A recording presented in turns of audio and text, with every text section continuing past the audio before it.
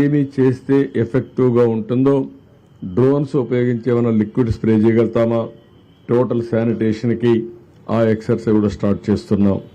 అదే మరి ఎక్కడెక్కడ రోడ్స్ అన్ని కూడా ఒకసారి డ్రోన్ ద్వారా పిక్చర్స్ తెప్పించి ఎవరన్నా భోంచేసి రోడ్డు మీద పారేసినా అవన్నీ క్లీన్ చేయడానికి అనేక చర్యలు చేపట్టాం. దాన్ని కూడా సాయంత్రానికి మళ్ళా అనలైజ్ చేసుకొని ఎక్కడ కూడా రోడ్డు మీద తిని పారేసిన ఇది కానీ కాగితాలు కానీ ఏమీ లేకుండా చాలా క్లీన్గా పెట్టడం కోసం ఆలోచిస్తున్నాం. అదే మరి ఎక్కడన్నా డెడ్ బాడీస్ మిస్ అయి ఉంటే ఆ డెడ్ బాడీస్ తీసుకొచ్చి పోస్ట్ మార్టం చేసి ఆ కుటుంబ సభ్యులకు అప్పజెప్పే బాధ్యత. అదే మరి ఎక్కడైనా సరే ఈ పశువులు ఏవైనా కళేబరాలు ఉంటే అవన్నీ కూడా డిస్పోజ్ చేయడానికి వెటనరీ డిపార్ట్మెంట్ కూడా బాధ్యతలు అప్పచెప్పాం. ఇవన్నీ కానీ ఉంటే ఎక్కడికక్కడ అనారోగ్య సమస్యలు వస్తాయి. అదే మరి ఎపిడమిక్ స్ప్రెడ్ అయ్యే పరిస్థితి వస్తుంది. ఇవన్నీ కూడా చేయమని చెప్పి చాలా స్పష్టంగా ఆదేశాలు ఇచ్చాం. ఈరోజు నేను ఒక 25 కిలోమీటర్ల దగ్గర తిరిగాను.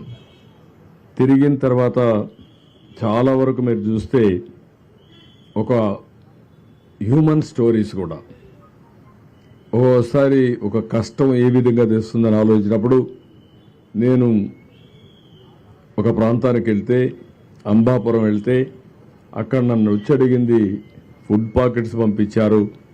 నిన్నటి నుంచి మా పిల్లలకు మంచినీళ్లు ఇవ్వలేకపోతున్నాం కాబట్టి ఆ మంచినీళ్లు పంపించమనే పరిస్థితికి వచ్చారు. అవి చూసినప్పుడు చాలా బాధేస్తుంది.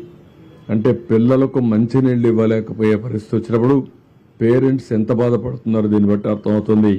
ఆ విషయం మా వాళ్ళతో షేర్ చేశాను. ఈరోజు కొంతవరకు మీరు అక్కడక్కడ లాస్ట్ మైల్లో పోలేకపోయినా రేపు ఎల్లుండి లోపల లాస్ట్ మైల్లో కూడా ఇవ్వాలని చెప్పి చాలా స్పష్టంగా ఆదేశాలు ఇచ్చాం. రెండోది సబ్ లైన్స్, ఇంకొక పక్కన స్కాటర్డ్ హౌసెస్, ఇంకొక పక్కన మల్టీ స్టోరీడ్ బిల్డింగ్స్. ఇక్కడ ఫుడ్ పాకెట్స్ రాలేదని కంప్లైంట్ ఇచ్చారు. ఆ కంప్లైంట్స్ అని కూడా మా వాళ్ళకి చెప్పాను. అక్కడ కూడా ఎట్టి పరిస్థితిలో మీరు నేను చెప్పిన ఈ స్టాఫ్ను పెట్టుకొని అవసరమైతే కొన్ని సచివాలయాల్లో మనకు మనుషులు లేకపోతే రెగ్యులర్ పేమెంట్ ఇచ్చి ఎంగేజ్ చేసుకోండి, వాళ్ళ డబ్బులు పే చేస్తాం.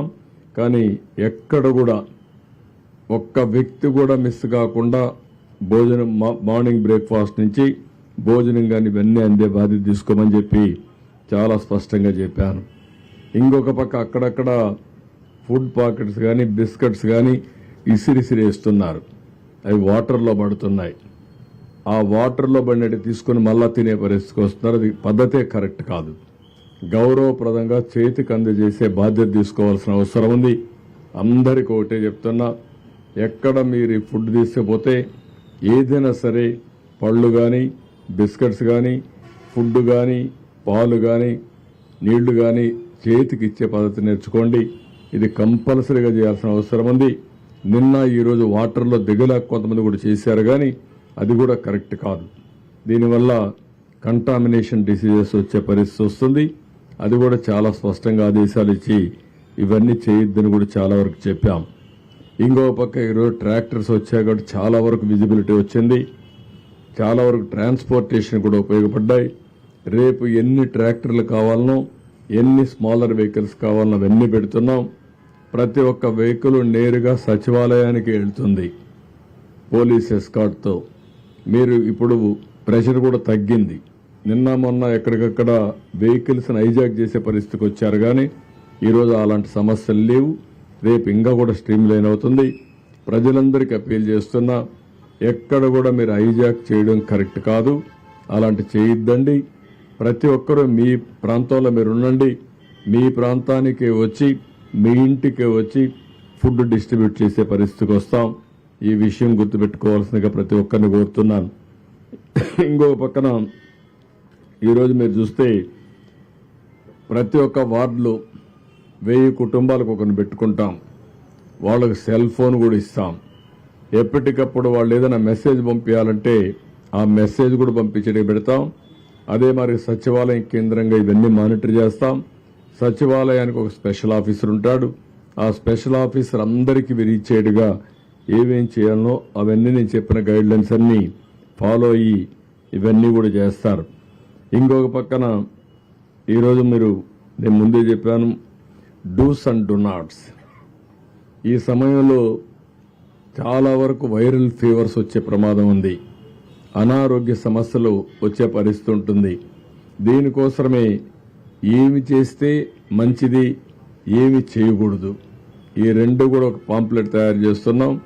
ప్రతి ఒక్క ఇంట్లో చైతన్యం తెచ్చే విధంగా ఈ పాంప్లెట్స్ ఇచ్చి తద్వారా ప్రజా చైతన్యంతో వాళ్ళ ఆరోగ్యాన్ని కాపాడడానికి ఏమేం చేయాలనో అవన్నీ చేస్తాం. ఇది కాకుండా ఈరోజు టెక్నాలజీ ఉపయోగించి డ్రోన్ కానీ సెల్ ఫోన్ కానీ ఎన్యూమరేషన్ కూడా దీన్ని వాడమంటున్నాం. రాష్ట్రం మొత్తం ఎక్కడైతే వరి పంట దెబ్బతినిందో, పంటలు దెబ్బతిన్నాయో డ్రోన్ ద్వారా కవరేజ్ తీసుకోమంటున్నాం, అనలిటిక్స్ తీసుకోమంటున్నాం. అదే మరి ఇండ్లలో కూడా నీళ్ళన్నీ వచ్చి స్కూటర్లు కానీ మోటార్ బైక్లు కానీ లేకపోతే కార్లు కానీ ఇవన్నీ ఉంటే దెబ్బతింటే అవన్నీ క్లీన్ చేసే బాధ్యత కూడా ఫైర్ సర్వీస్కి అప్పచెప్తున్నాం. ఎక్కడికక్కడ అవి కూడా క్లీన్ చేసి మళ్ళీ రిపేర్ గంట పంపించే విధంగా. ఇంకో పక్కన రేపో ఎల్లుండో